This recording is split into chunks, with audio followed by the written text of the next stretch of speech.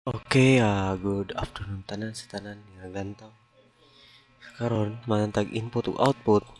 Next na tong gamon is mga operators sa ato sa C++.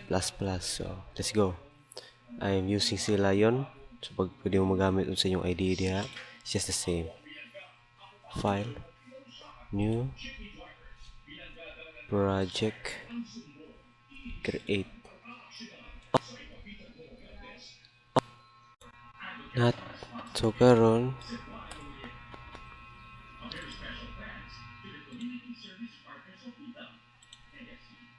naatay mga operators sa C++. For example,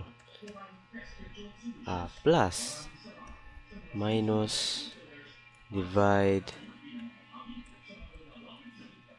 times, modulo, o katong double, o floor. Kana siya.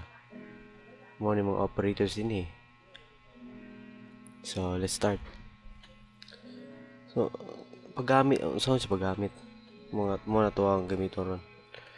So, include IOStream. Yung spelling. Include IOStream. Using namespace std o int main kana. So testing ta sa tanang mga gamito na to. So let's just use float for overall nga like pwede siya integer, pwede siya decimal. Sample num1 is equals kay 12. Float num2 13.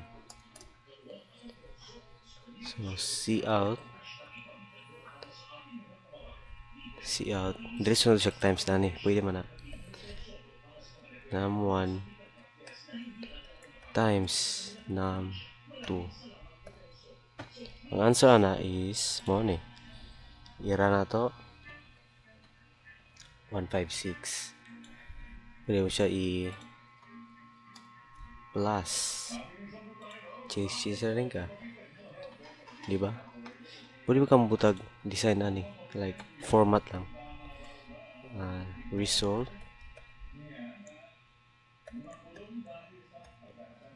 Result pwede na para natay makita nga di ba? Sa cout ang meaning ani is kani siya separator naman siya or operator na to.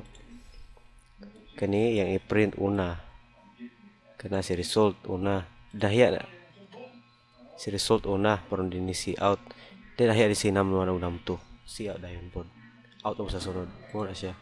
Okay, next is pwede na to siya isulod og variable.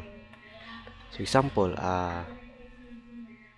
kaning isulod na siya sa result nga variable which is kung float imo ibutang nani float gani siya, float po na siya. Result equals num1 num2 kani dili si num1 num2 dayon na kundi si result na ibutang result, diba? Let's print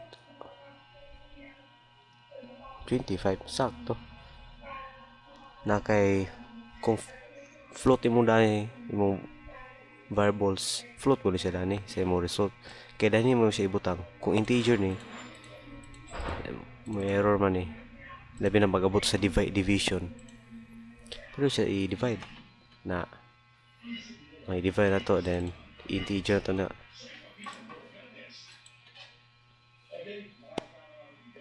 0 pero yun na 0 diba na yan na ay error, that's why float yun na.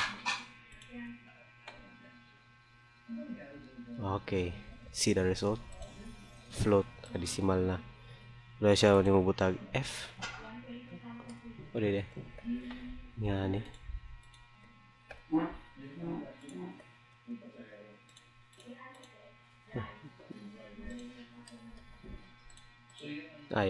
Di siya kailangan na de. Kaya kira na.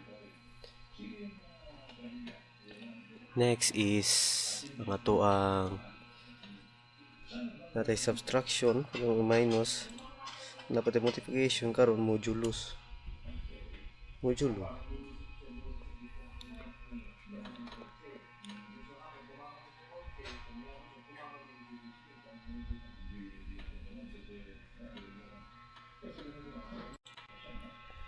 kaning modulo is only works when it's integer kay integer may output ani god or di siya mo tara to i-in na to tanan lagi integer yun siya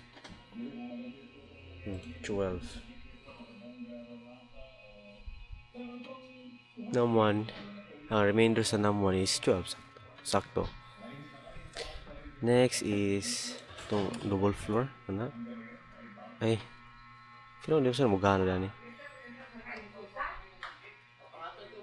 di lagi mali floor de lahi dito sa Python dito dani muna sa tuang data types or data operators sa C++.